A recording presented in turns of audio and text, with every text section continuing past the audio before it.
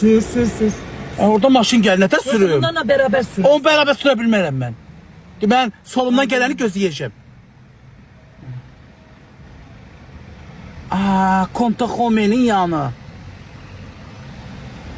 Sür. Sürdün ama bunlarla beraber. Ay, nətər sürüm? Bir solumdan maşın gəlir, ay O yemin. cəmanətə sürdü. Camaat o, mənim adım baboşda, onun adı camaat. Mən nətər sürüm indi? Böyrümdən qoysunlar, dombalaq gedim. Həmişə yadda saxla gələm. Bu mənə sənin qulağında sırq olsun.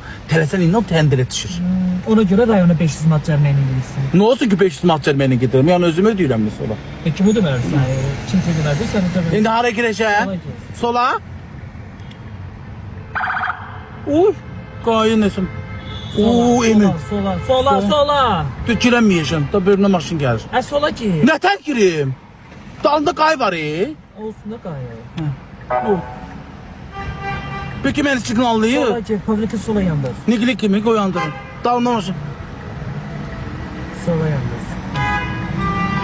Oy Allah vurdum Sola Allah. ya. Nətər sola? Oy az bizə buranı kestim qurbanlıq yandıracağım. Ha, düzsürüm sağa, sola.